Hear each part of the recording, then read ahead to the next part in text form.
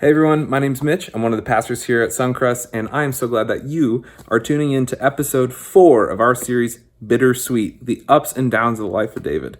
If you haven't seen the first 3 episodes, you should check out our YouTube channel right after this. Now, here's a question. 4th of July is right around the corner.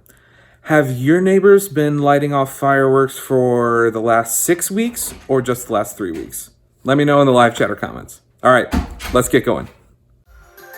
Hey everyone, I'm Jen, and you're watching another episode of Suncrest On Demand.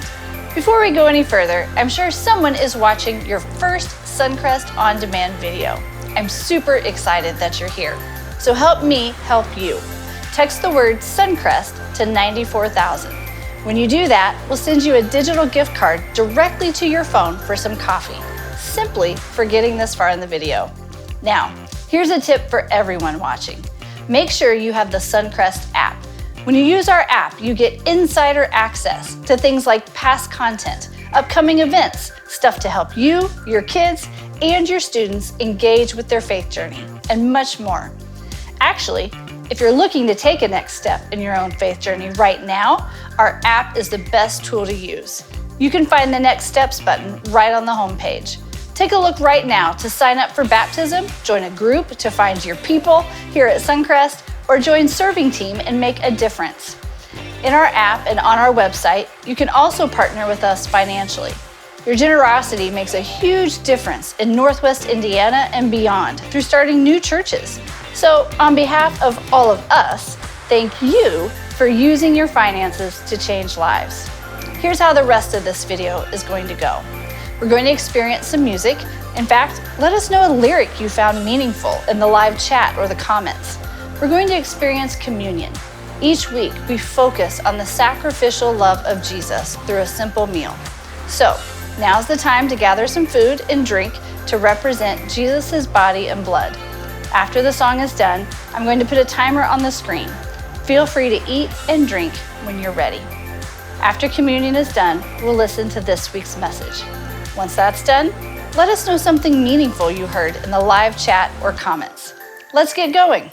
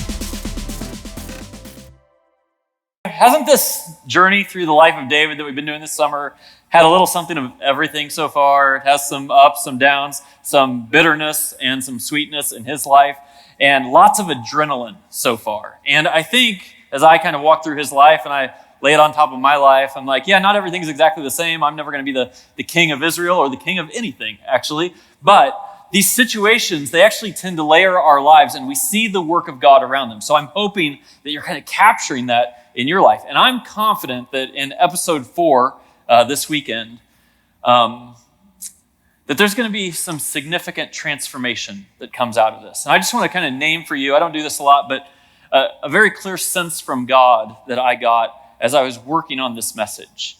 You know, out of all the people who listen to this, whether you're in person or online with us this week, I'm imagining that about 500 of you, which isn't everybody, but most of you, 500 of you are going to walk away feeling like, oh, I have a different way to think about it when it's time to step into a situation. That's going to be awesome. You'll feel equipped. There's going to be about 50 of you.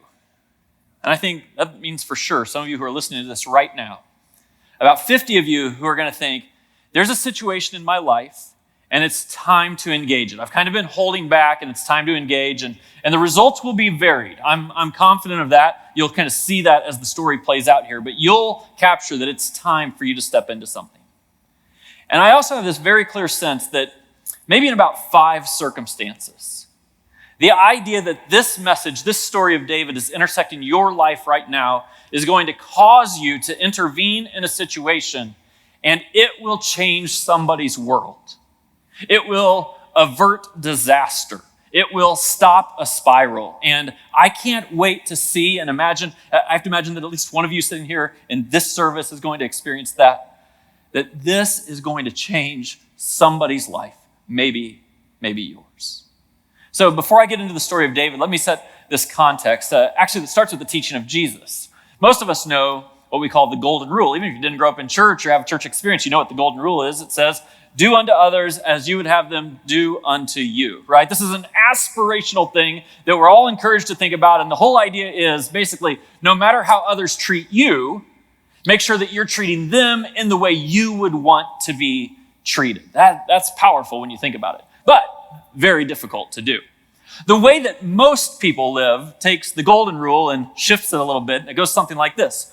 Do unto others as they have done unto you, right? If they treat you good, then you treat them good.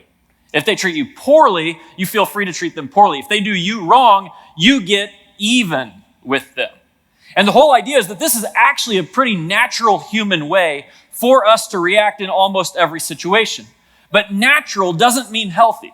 It means it's our instinct. It means we can justify it very quickly. But it also means that, have you ever thought about this? Why is it that you want to get even with someone who you think is less than you? Like, you didn't like the way they treated you, and you're like, you know what? I'm going to act the exact same way they did. And this whole idea of getting even with someone, it's natural. You trade evil for evil, but it doesn't go anywhere, not anywhere good. And then, if we're honest about it, many times in our lives, and I think this is true of all of us, so nobody gets off the hook here. It's not even just that sometimes we think, you know what, I'm going to treat someone the way they treated me. What actually happens in life, if you're paying attention, is you get mistreated by someone, and for whatever reason, maybe it's a social structure reason, there's all kinds of reasons, you actually can't pay them back. But you take the idea that they mistreated you, and the way it plays out in your life is you turn around and you take it out on someone else. And that's very difficult for us to see in the mirror, but those of us who are on the receiving end of someone's wrath, when it wasn't even us who got you mad, we absolutely see it, that things play themselves out this way. And if you take those 3 concepts, the golden rule, do unto others as you would want them to do unto you, one step off of that, do unto others as they've done to you, or do unto some people because someone did something to you. You have to quickly understand that number 1, the golden rule, that can take the world and move it in a very healthy direction. But numbers 2 and 3, the world will never get better. Hear me. The world will never get better if we live according to those rules. So, with that as our context, I want to simply ask you this question. Are you willing to let a situation spiral? You all can imagine kind of the image of a downward spiral, and you know that it kind of starts slow, and then at the end it goes very, very quickly. We all sometimes can see into each other's lives in such a way, and we're like, man, she's on a bad course. Man, he's making some bad decisions. Wow, that's going to be pretty destructive if he keeps doing that. We can actually see into each other's lives, and the future is predictable. And my question to you is, when you see a destructive future in or around you, are you the person who steps into it? Now, people would say, you need to think about this yourself. People would say, well, there really are two kinds of people. There are the kind of people who would not be willing, who would see what's going on and decide, you know what, it's not worth it. You know what, I don't need to be involved. You know what, that would mess up my life. You know what, they might think of me as judgmental. You know what, I'm tapping out. And there's a whole crowd of people who would say, no, I am unwilling to step into a spiral. And there's a different kind of person who says, man, if I see things going wrong in someone else's life, I will not stand by. I will not stand by. I will engage it and try to lead them out of it. Now, I want you to understand that I fully capture, and maybe you're kind of figuring out who you are right now, which one of those two people, and in which situations. We're not always the same in every situation. But you're trying to figure yourself out, and you understand all the cultural pull these days to not engage, right? Because to not engage does keep you out of the fray. To not engage avoids people calling you judgmental or something like that. We see people engage in unhealthy ways. They actually get very judgmental. They act like they're the savior of the world. They do all those things, and you're like, well, I don't want to be them, so probably the right answer is to not engage. But what if you see your son or your daughter, and they're just starting down a path that leads to a place you know is ugly and hurtful and damaging? What do? You just stand there? What if it's with your parents? And you see, like these are the people who led you through your younger years of life, but now when you're watching them make some decisions later in life, you see where it's going. You're like, that can't be healthy. Do you just let it go? What if this is with one of your siblings, whether you're 45 years old or you're 15 years old? Your voice in your sibling's life, if you see them going down a path that is not good, are you going to step in to that spiral? Maybe it's at work. I don't know. You have a coworker? I'm sure there's guys in the room right now, and you have a friend, a guy at work, and he's flirting with somebody who's not his wife. And you know it's not good. Nobody has to, you can see where this can go. And the question is, do you say something or not? Ladies, you have another lady, a friend in your neighborhood, and she's gone from a glass of wine each night to medicating with it. And you know where this goes. It's not helping her as a mom. It's not making her marriage great. It's starting to deteriorate things in her life. Some relationships are starting to pull away. And the question is, do you say anything? Do you step into those situations? I can list endless situations. The question is, are you willing to let a situation spiral? And with that in mind, let's look at 1 Samuel chapter 25. Now, just so you know, a little context in this. I told you the story of David last week where he's on the run. He's being chased down. Saul's trying to kill him. Saul tries to kill him 5 times. Turns around, David has a chance to kill Saul twice. He passes on each opportunity. This story, just so you know where it fits, it actually fits right in between the 2 times when David had the chance to kill Saul, but didn't. And we're introduced to the characters of this story in the opening verse. It says, David moved down into the desert of Paran. A certain man in Maon who had property there at Carmel was very wealthy. His name was Nabal, and his wife's name was was Abigail. So I'm gonna set up these three characters for you. So David, if you haven't been with us, this is David who was anointed as future king, but not king yet. This is David who killed Goliath. This is David who's had all kinds of incredible victories, but this is David who is now on the run for his life because the current king is trying to take him out. Then we're introduced to Nabal. Now, it's already told us that Nabal is wealthy. I'm not including every single verse in here. This says that he had thousands of animals in his herds. Like, he was a very, very wealthy man. And he's married to a woman named Abigail. We get a little more description of them here. It says, she was an intelligent and beautiful woman. This word beautiful in the Hebrew language that the Old Testament is written in is only used to describe two other people in the Old Testament, Rachel and Esther. Both of them are, yes, outwardly, physically beautiful, but it's a description that would never be used of someone who only has outward physical beauty. It's someone who has a strength and a sense actually of intervention on the inside to bring about beautiful things in life. And then there's the description of Nabal. Her husband was surly and mean in his dealings. And there's going to be a lot of detail in this story, so I'm going to kind of give you the context here from the top end of this. Nabal is the kind of guy who's going to trade evil for good. Like, good things happen to him, and he decides to pay it back with evil. And if you know anyone like this, you know that maybe the right word for that person is maniacal. They're wicked, they're surly, they're mean in their dealings. That's who Nabal is. David, in our story, is going to be the person who tries to trade good for good, but when that doesn't work and he gets evil, he's ready to bring back evil. So David is not the hero of this story. David, if left to his own devices, would take this in a very ugly direction. Again, it's natural.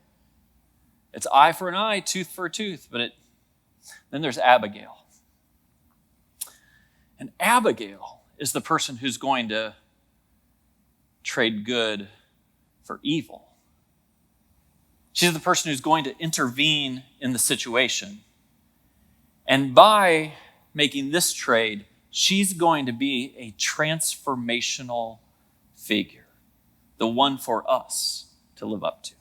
So, in this story, David goes down to Nabal. It's actually kind of a conversation between the servants. David sends his servants down and he says to Nabal, hey, I've been, you're really wealthy. I've been protecting you. I've been watching out for you. I haven't stolen from you. It's harvest time. It's sheep shearing time. That's what the passage actually says. So, hey, how about you share a little bit with us? I did something good for you. Would you do something good for me? And Nabal not only tells him no, but he actually insults David. He says, who is this guy? Oh, he thinks he's the son of Jesse? What's going on? And he throws insults back at David. So, David's men turned around and went back after they talked to Nabal. When they arrived, they reported every word. And David said to his men, each of you strap on your sword. So they did, and David strapped his on as well. And again, if this were it's a movie, this were the dramatic music, kind of the dark, trembling music, like things are about to go down. David's got his fighting men. He's going to bring destruction to Nabal, his whole household, probably all of his wealth. And it's probably worth noting here, because we should see this in our own lives, that self-control, the ability to control yourself, to not overreact to a situation, is like a muscle. That's how the scriptures describe it. It's how I think social science has kind of figured it out these days. So self-control, being like a muscle, means that you have to practice it to grow your self-control. You can't just snap your fingers and have self-control. But it also means that if you've exercised that muscle, that you also have to let the muscle rest a little bit. Otherwise, it'll break. And I think that's what's happening here. Remember, David's been on the run. He's under all kinds of stress. He's been trying to handle it the right way. He had self-control enough not to kill Saul in the first, but he's just at the edge. He is out of self-control. And when he tries to say, hey, I did something nice for you, you do something nice for me, and the guy's like, no, you're a jerk. Actually, I'm going to insult you. David is, well, it's about to be bad. So, one of the servants told Abigail, Nabal's wife, David sent messengers from the wilderness to give our masters his greeting, but he hurled insults at them. Now, as I told you, no spoiler, Abigail's going to be the hero of this story, but it's probably worth noting that just this unnamed servant decided to step up and not let the spiral happen. Abigail's the one who's actually going to intervene with David, but even this guy or gal said, I can't just let this happen. He's given this message to Abigail. Yet these men were very good to us. They did not mistreat us, and the whole time we were out in the fields nearby, nothing was missing. Night and day, they were a wall around us the whole time. We were herding our sheep near them. Now think it over, Abigail, and see what you can do, because disaster is hanging over our master and his whole household, including you and me. He is such a wicked man that no one can talk to him. And I just want you to envision this situation. Maybe you're in a situation like this right now, where disaster is hanging over the situation. If someone reasonable doesn't step in, we can see exactly where this is going. And I just want you to see the language of this. This is very important. When disaster is hanging over a situation, the language is not, let's see whether you can do something. That's not what the message is to Abigail. The message is, see what you can do. And actually, there's one obvious thing. We should just acknowledge this. This is humanity, right? The one obvious thing she can't do is go to Nabal. That's not going to solve anything. Nabal's not open to being changed. Nabal's description is that he's wicked. Later on, the description will be that he's foolish. Think about this. You know people like this. Foolish people do not see how yesterday's decisions are connected to today's outcomes, and how today's decisions are connected to tomorrow's outcomes. And if someone can't see how the world fits together, or won't see how the world fits together with that, there is no reasoning with them. That's what foolish means. You know what wicked means? And you know some wicked people like this. I pray you aren't this wicked. Wicked means, if I'm going down, we're all going down.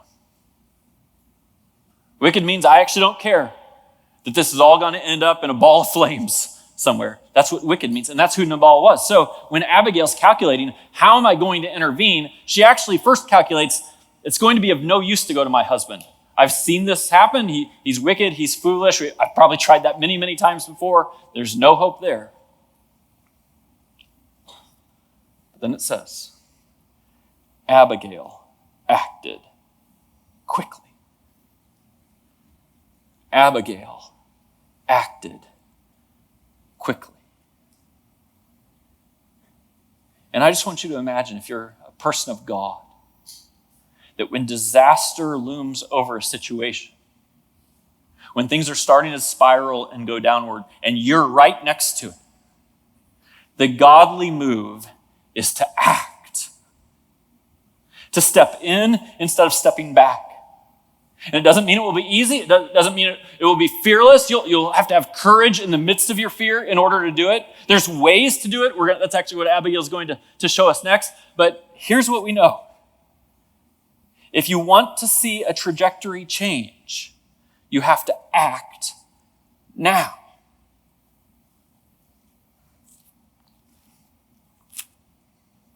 Because doing nothing at all is actually a guarantee that the spiral will continue. And sometimes we tell ourselves, well, it's not that I'm not going to do anything at all. It's that I need it to play out for a little bit. I need to wait. I need to delay before I step in. But delaying or waiting on a situation that's on a trajectory this direction will not change the trajectory. It will only allow the trajectory to continue to spiral. And by wait, I know you know this. We hope waiting will make it better. But when things are spiraling, waiting doesn't make it better. Waiting makes it more complicated, makes it more difficult, makes it less likely that we're going to actually pull this out of the situation that we're in. You've heard me say this before, probably. I tell couples when I perform their wedding, I say, hey, you're taking a vow, it's for better or worse, and marriage is hard, so there may be a time in your marriage when you think, I'm not sure we're going to make it. And I tell them, I say, here's what you got to do. You have to call me before you call the attorney. And I'm serious. Actually, I'd actually like you to call me when you first start to stumble a little bit. Because if you stumble a little bit, and then bitterness gets in, and then one person gets selfish, and then the other person gets selfish because the first person was selfish, because I'm going to pay you back for what you did to me. And then you're like, well, I got the attorney's number and I got Greg's number. Like, early intervention really matters. And if you're facing a situation where you can read it, you know where this is going. I'm telling you, when Abigail acted quickly, it made all the difference.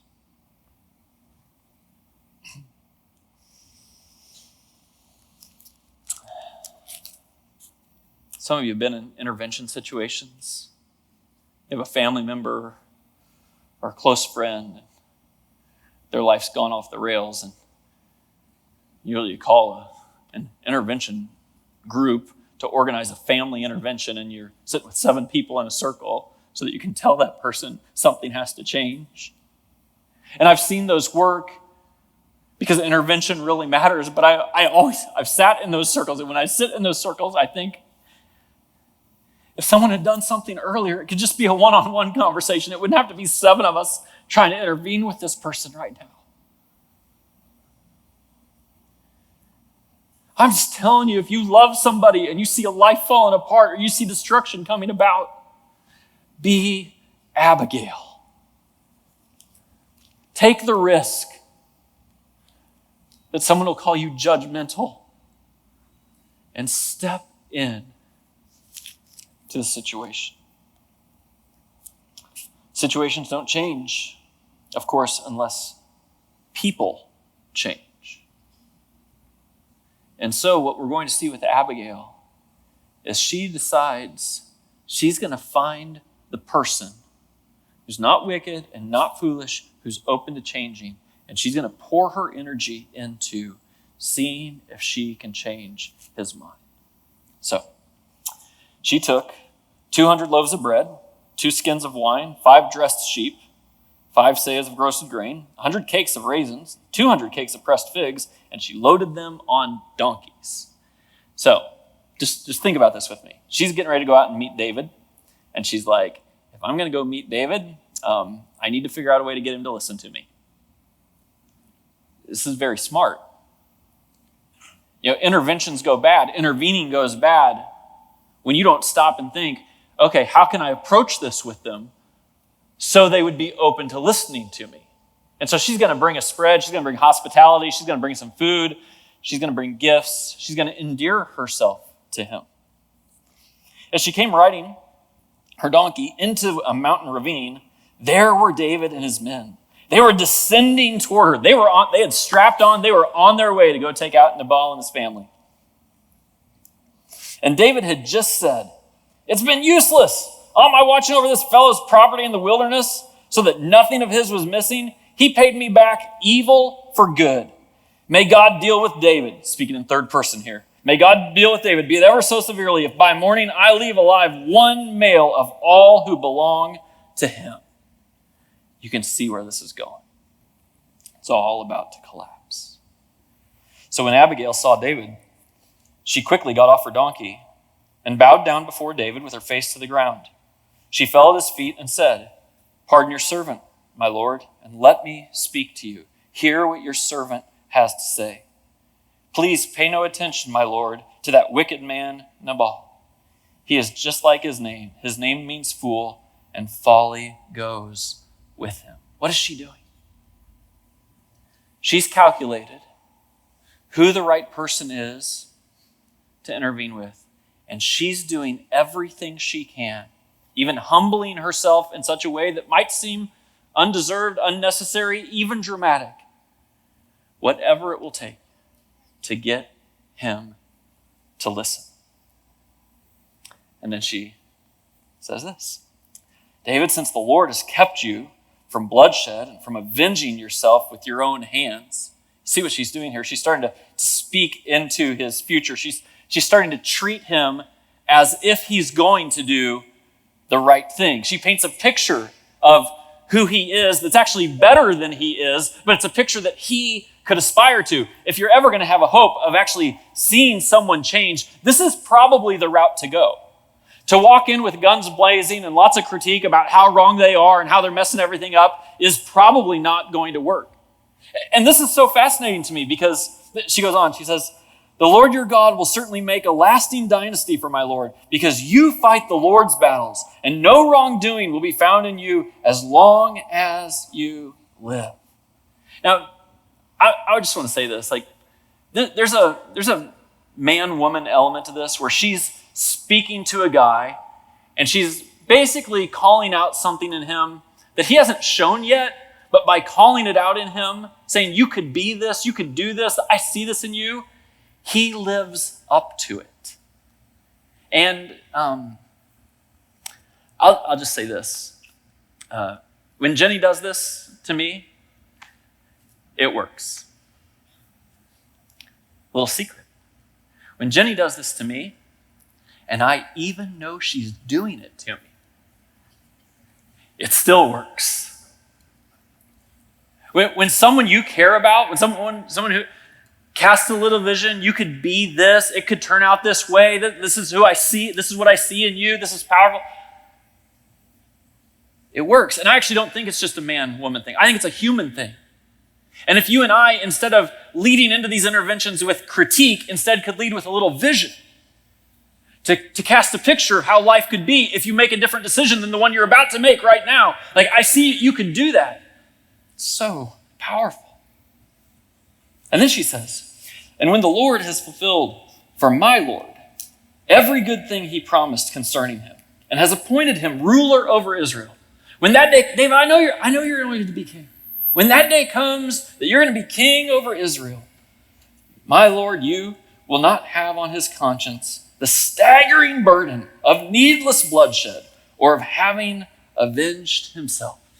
You see what she's doing here?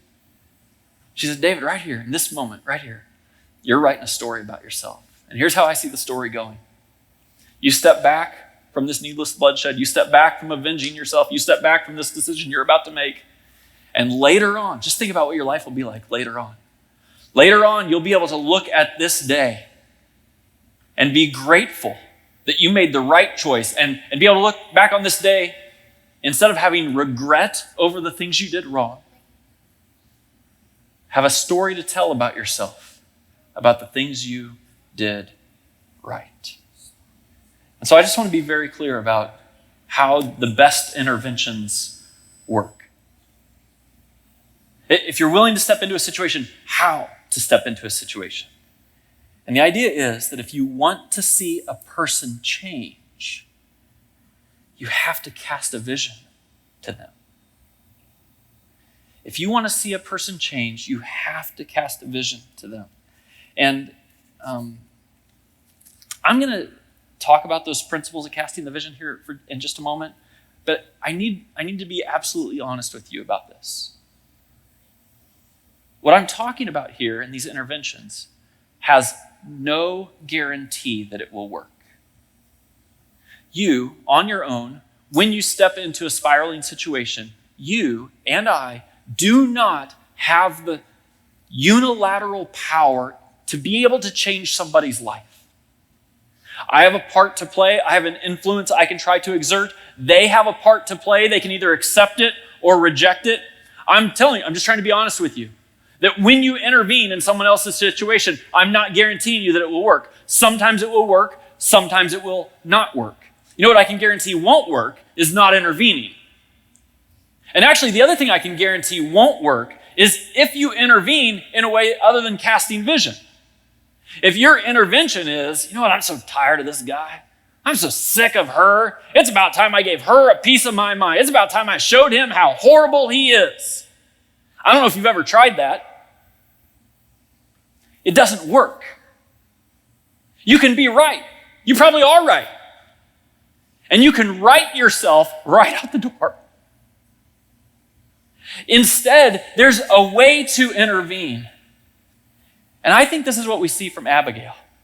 Abigail spoke positively to a potential future with perspective.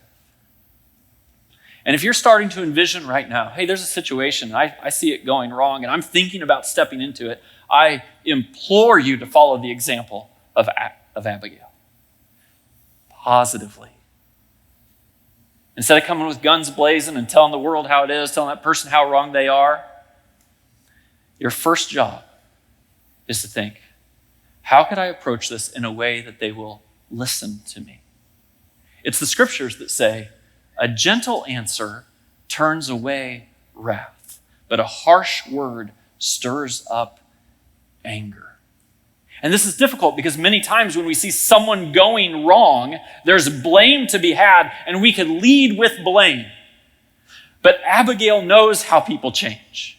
She knows if anyone's going to change, they have to be open to the message that's getting set. And I'm really encouraging you to honor someone, to humble yourself, to provide some hospitality, to create the right setting so someone will listen.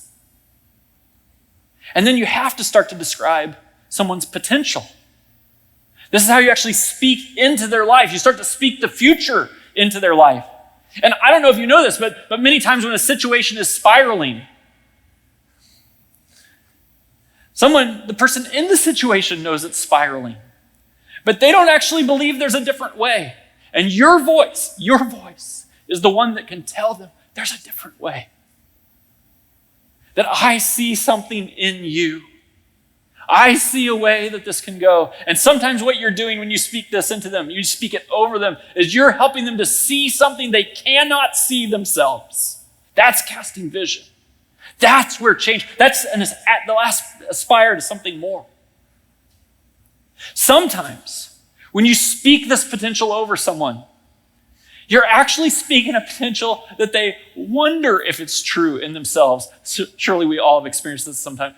We want to be a better person. We want to be a different person. We want to make different decisions. But we actually are thinking about ourselves and we're going to think, I'm not even good enough to do that. I'm not even strong enough to do that. I'll never be that kind of person. Like it is something inside of them, but it has to be affirmed by someone else, by you. Or you speak to their potential and say, it could be different. You can be different. You're better than this. And then you have to give this perspective. What does she do?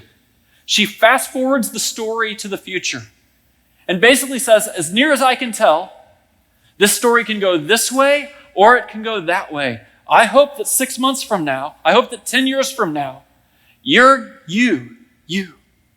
get to tell the story of making a hard choice right now, of admitting something difficult right now, of getting help right now. So that 6 months from now or 10 years from now, you can look back on this day and say, it was hard, but I did the right thing. I made the tough choice. I can sit at my 30th wedding anniversary. I can sit at my 50th wedding anniversary. I can stare my kids in their eyes and I can tell them, I did the right thing. Because if you don't make the right choice right now, the story goes another direction and it is not a story that you want told about yourself. So when you intervene, when you step into the spiral, you do it with this positivity, start to picture their potential, do it with this perspective. Here's how the story ends. David said to Abigail, "Praise be to the Lord, the God of Israel, who has sent you today to meet me." David had a high sensitivity to how God was at work in the world. And what he sees as quickly as this conversation goes down is that Abigail was doing the work of God in his life. Thank God you listened to God and you stepped in. May you be blessed for your good judgment and for keeping me from bloodshed on this day and from avenging myself with my own hands.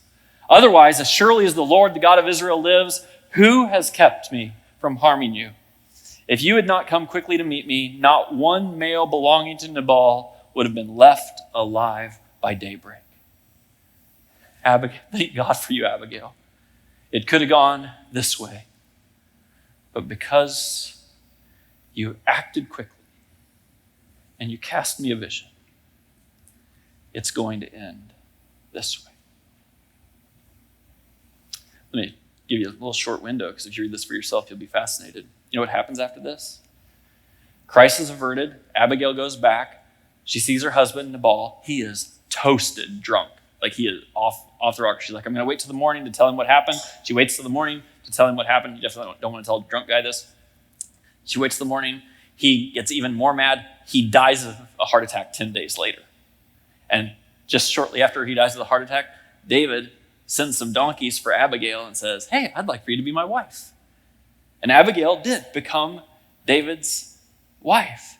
And they lived happily ever after. Yeah, actually don't clap for that, because they didn't live happily ever after. That's the whole bittersweet idea, right? Little hint for you here. Why didn't they live happily ever after? Because if you read the story, Abigail was not David's only wife. And just a little pro tip, if you're one of somebody's wives, there is no happily ever after. But here's the question. What situation do you need to step into? Before you turn off this video, hit the like, subscribe, and share buttons. We'll see you next week, same time, same channel. And until then, go and be the church.